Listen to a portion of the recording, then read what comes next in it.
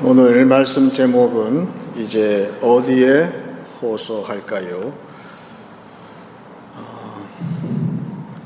이민자들 낯선 땅에 와서 물론 정신적, 육체적으로 고생을 많이 하지만 또 영어도 잘 안 돼서 어떤 차별이라는 근데 사실은 여기 원주민들이 차별하는 것이 아니겠죠. 우리 생각이 그렇다는 뜻이겠죠. 호주의 어떤 남자분인데 이민자라고 그래요. 그래서 교통법규 위반해서 벌금을 맞으니까 너무 억울해서 법원에 고소를 했는데 처음 지방법원에 그것이 안 됐다고 그래요. 그래서 계속 올라가서 고등법원, 호주의 법제도는 모르겠지만 가장 최고 법원까지 지금 올라가서 기다리고 있다. 그런 뉴스가 있어요. 우리가 세상 법정에 호소할 때가 있어요. 그런데 그것은 정의를 바라는 것이겠지만 우리 하나님은 그 세상 법정 말고 다른 법정이 있다 말씀을 하시는 거예요. 그래서 우리가 그 잘 아는 솔로몬 왕의 재판이 있죠. 솔로몬 왕이 한 것은 세상 법원 가운데서 법정 가운데 가장 최고의 법정이었다고 해야 되는 것이죠. 지금 말하자면은 미국의 상원이라든지 한국의 헌법재판소가 가장 최고의 법이겠죠. 그래서 억울한 사연이 있는 두 여자를 재판하는 데 있어서 마지막에는 최종 심판은 칼을 가져오라고 명령하고 반으로 공평하게 나누라고 거기까지가 솔로몬 세상 왕이 할 수 있는 최고의 판결이었어요. 그런데 하나님은 그 법정 말고 다른 세상의 정의 말고 다른 것이 드러나게 하셨어요. 그것이 자비의 법정이죠. 그래서 그 생모는 자비하신 하나님의 손이 들려졌어요. 여러분, 세상 법정이 끝이 아니죠. 믿는 자는 알 것은 우리는 세상 법정의 판결이 끝이 아님을 항상 명심을 할 필요가 있어요. 우리에게는 그 너머에 세상의 모든 정의에 호소하는 것 너머에 하나님의 자비에 호소하는 그 법정이 남아 있어요. 우리는 이 땅에 살면서 이 하나님의 자비의 법정에 호소하는 그런 사람들이고 세상에 분명하게 하나님의 자비하신 하나님의 심판이 있다는 사실을 그럴 때에 다른 사람을 죽이는 정의가 아니라 다른 사람을 불쌍히 여기고 살리는 하나님의 자비가 지금 엄연히 존재한다는 사실을 세상에 증거하면서 살고 있는 것이죠. 그런데 이 하나님의 법정, 자비의 법정은 언제 어디에 열려질까요? 그거는 장소는 딱 정해진 것이 아니에요. 구약에 나오는 아브라함의 첩이 있어요. 하갈이라는 여자분인데 하갈은 그냥 종으로, 여종으로 여주인인 사라를 섬겼어요. 근데 애를 못 낳잖아요. 그래서 나는 가만히 있는데 여주인이 나보고 첩이 되라고 하니까 순종했죠. 그래서 애를 배웠어요. 그랬더니 그 여주인이 나를 괴롭혀요. 시기하고. 그래서 내쫓았어요. 내쫓은 게 사실이 아니에요. 너무 그 성화에 그 학대가 괴로워서 밖으로 나갔어요. 제가 어릴 때 부부싸움이 참 많았어요, 한국에. 그래서 우리 여인들이, 우리 어머니들이 걸핏하면 밖으로 나가서 돌아다녀요. 그럴 때 어떤 나이 많은 아주머니가 집에 피신을 하는데 잘 달래요. 그래, 네 마음 안다. 하지만 이게 내 뺀다고 해서 능사가 아니야. 다시 돌아가. 돌아가서 다시 또 살죠. 그런 것처럼 우리 하나님이 하갈을 그렇게 달래서 돌려보내면서 너하고 나하고 언약을 세우자. 그래서 하갈이 여종인데 하나님의 언약 백성이 되었어요. 여러분, 우리처럼 하나님의 언약 백성 되는 것은 빈부귀천, 이방인, 본토인 상관이 없어요. 똑같이 대우해 주세요. 그 다음에 또 진짜 시험이 왔는데 애를 낳았어요. 그리고 이 여주인도 나중에 어떻게 된 건지 또 자식을 낳았어요. 자식을 낳았으니까 이 여주인이 이제 완전히 구박이. 그래서 이 하갈하고 자식을 둘 다 내쫓아 버렸어요. 어디에 호소할까요? 세상 법정에 호소할까요? 그러면 할 말이 있죠. 나는 약자고 나는 이방인이고 할 말이 있단 말이죠. 법원을 계속해서 올라가서 그 정의에 호소할 수 있죠. 엄연히 누가 뭘 보더라도 하갈이 잘못한 건 없지요. 억울한 것뿐이지. 그러면서 하갈이 그 광야에 나가서 이제 물 떨어지고 빵 떨어지고 이제 죽게 생겼으니까 그 기진해야 하는 아들을 앉혀놓고 자기는 이 화살 던질 만큼 떨어져서 울었다 그랬어요. 오늘 주보에 있는 말씀이 그 말씀.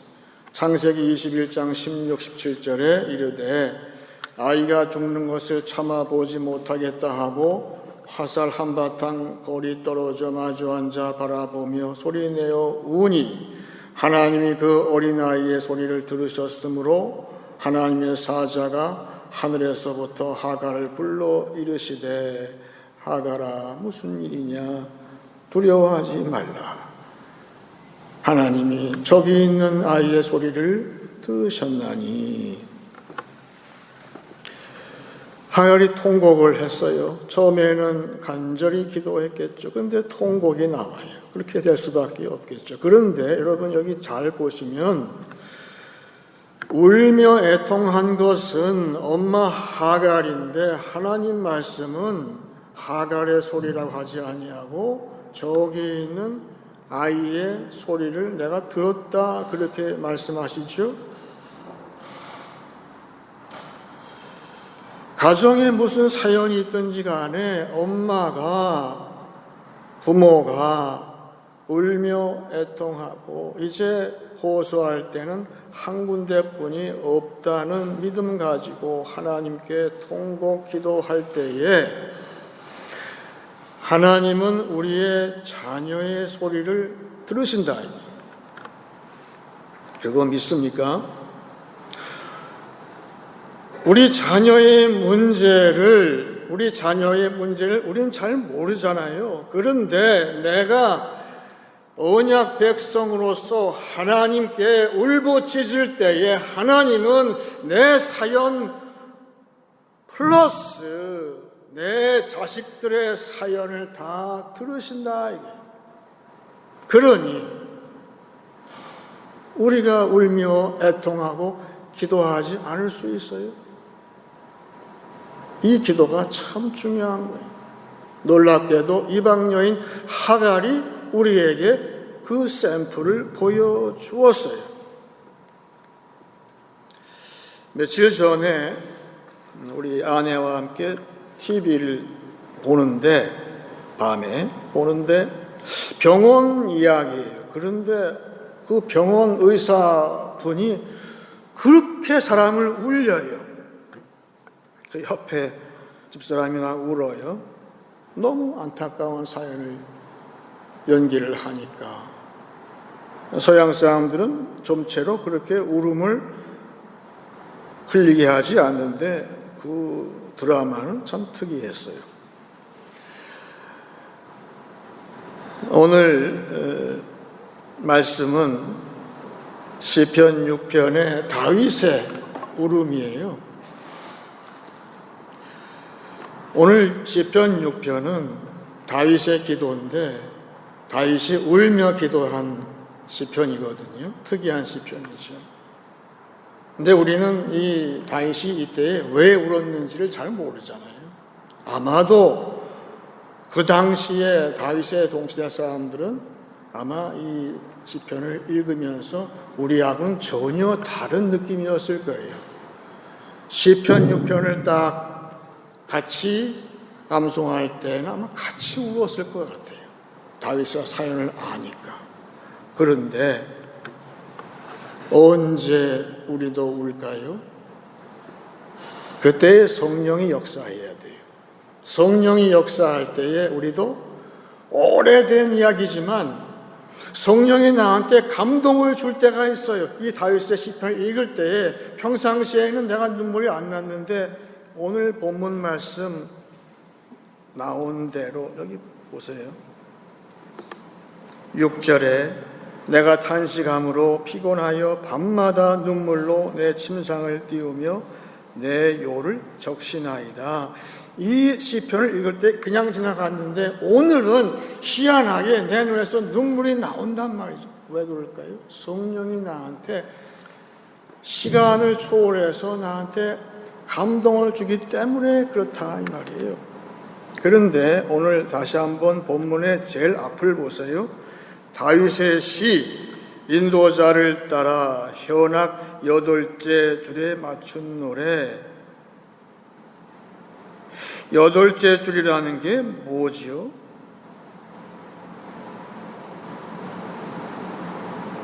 우리는 전혀 학자들도 이거에 대해서 전혀 몰라요.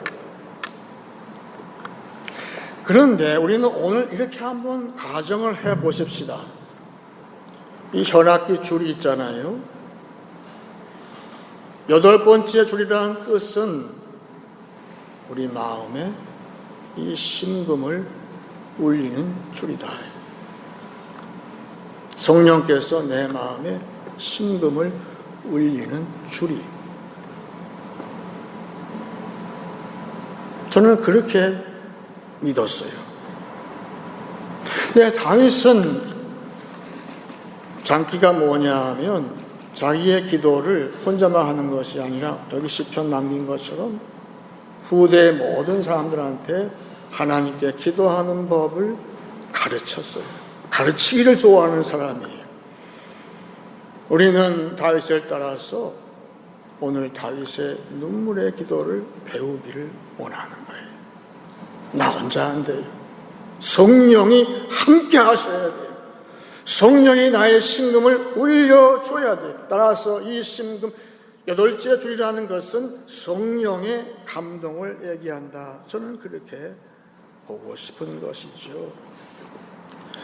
15세기를 살았던 러시아의 나일루스 소르스키라는 수도자가 이야기를 하기를 가장 먼저 우리가 구할 은사는 눈물의 기도라 그랬어요. 눈물의 은사를 구해라 그랬어요. 디모데후서 1장 4절을 같이 읽겠습니다. 내 눈물을 생각하여 너 보기를 원함은 내 기쁨이 가득하게 하려 함이니. 이것이 사도 바울이 아들과 같은 디모데한테 하는 편지 가운데 나와요. 저는 몰랐어요. 평상시에 이 구절 읽을 때에 디모데는 그냥 눈물이 많은 연약한 사람이었구나만 생각했어요. 아니더라고요. 그 당시에 가장 문제가 많았던 교회, 고린도 교회의 장문의 편지. 여러분 신약 성경에서 고린도 전서 후서가 없으면은 큰일 나죠. 대단한 신학적인 편지인데 그 편지를 들고 간 사람이 디모데였어요.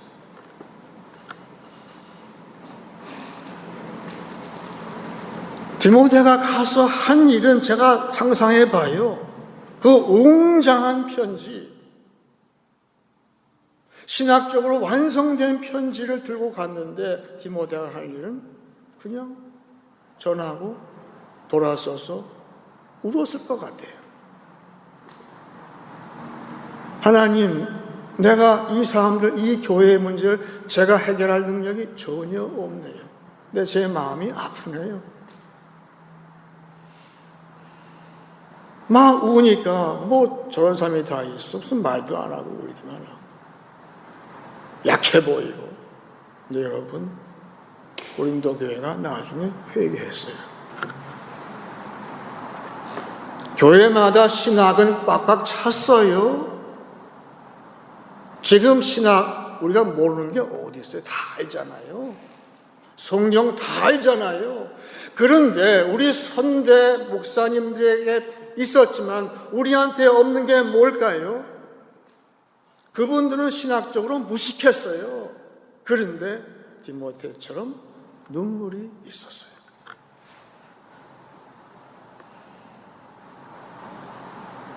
허구한 날 성도의 문제를 가지고 울었어요. 교회가 유지됐어요. 교회가 회복됐어요. 교회가 부흥됐어요. 지금 우리한테 필요한 게 뭘까? 이 시대에 이 교회에 필요한 건 뭘까? 디모데와 같은 눈물의 목회가 다시 필요하다는 사실을 알게 됐어요. 하나님의 자비에 호소하는 눈물의 기도가 우리한테 절실하게 필요한 거예요.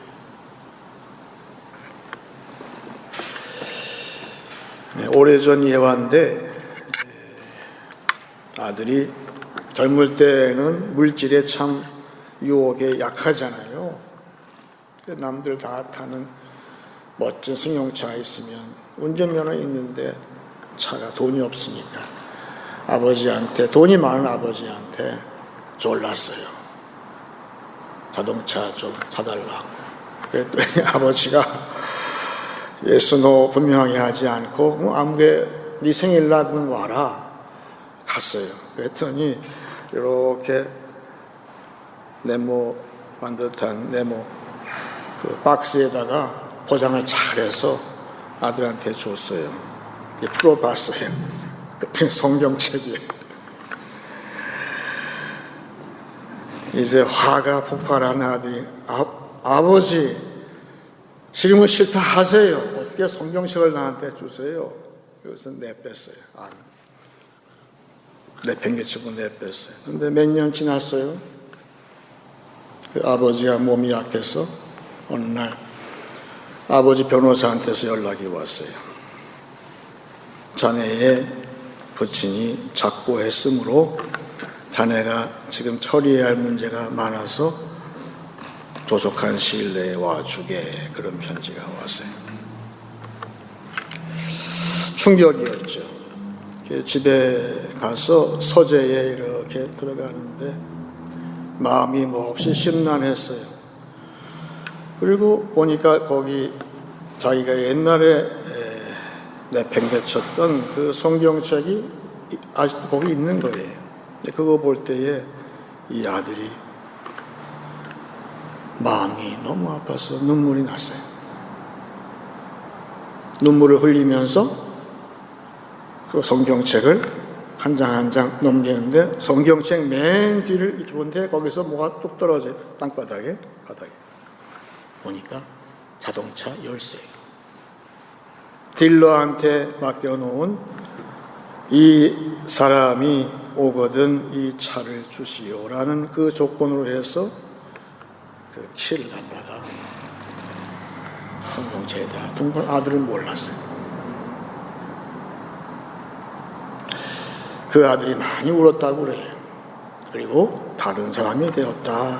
그렇게. 죽은 아버지는 그 아들의 눈물을 받지 못했지만 하나님은 받으셨어요. 우리 하나님, 자비하신 하나님은 우리의 눈물을 받으세요. 그런데 오늘 본문 말씀 맨 마지막을 보게 되면 그 말씀을 하세요. 10절에 내 모든 원수들이 부끄러움을 당하고 심히 떨미며 갑자기 부끄러워 몰려가리로다. 그 앞에 9절을 보시면 여호와께서 내 간구를 들으셨으며 여호와께서 내 기도를 받으시리로다. 여러분, 눈물은 신학적인 내용이 없어요. 그렇잖아요. 없어요. 그냥 눈물이에요.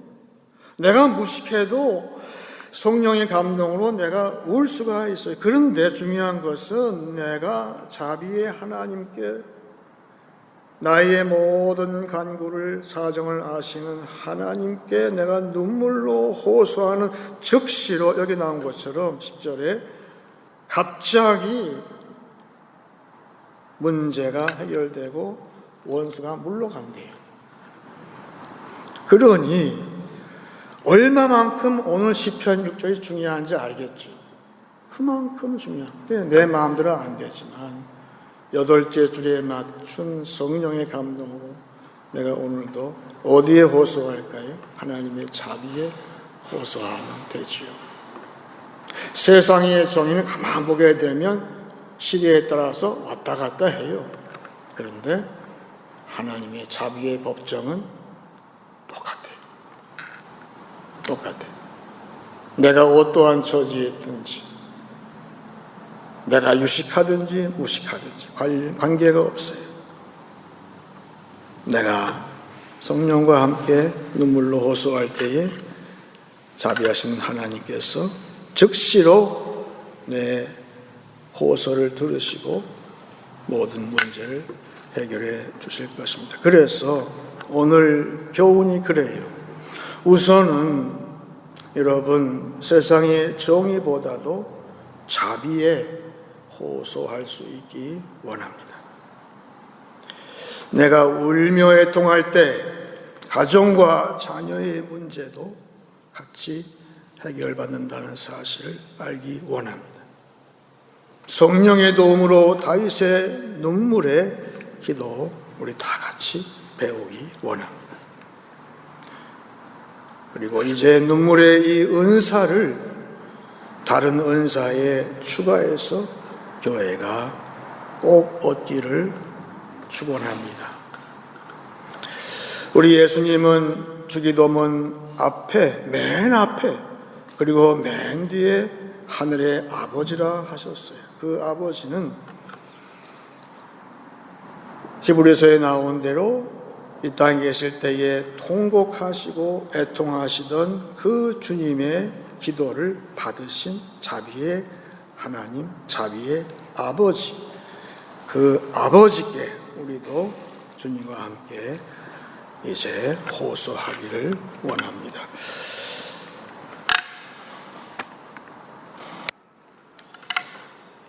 오늘 이 시간은 역시 6장 시편 6편을 제가 읽고 같이 기도하기 원합니다. 여호와여, 주의 분노로 나를 책망하지 마시오며 주의 진노로 나를 징계하지 마옵소서. 여호와여, 내가 수척하여 싸우니 내게 은혜를 베푸소서. 여호와여, 나의 뼈가 떨리오니 나를 고치소서. 나의 영혼도 매우 떨리나이다. 여호와여, 어느 때까지니까? 여호와여, 돌아와 나의 영혼을 건지시며 주의 사랑으로 나를 구원하소서. 사망 중에서는 주를 기억하는 일이 없사오니 수월해서 주께 감사할 자 누구리까? 내가 탄식함으로 피곤하여 밤마다 눈물로 내 침상을 띄우며 내 요를 적시나이다. 내 눈이 근심으로 말미암아 쇠하며 내 모든 대적으로 말미암아 어두워졌나이다. 악을 행하는 너희는 다 나를 떠나라. 여호와께서 내 울음소리를 들으셨도다. 여호와께서 내 간구를 들으셨으며 여호와께서 내 기도를 받으시리로다. 내 모든 원수들이 부끄러움을 당하고 심히 떨미어 갑자기 부끄러워 물러가리로다. 다 같이 기도하겠습니다.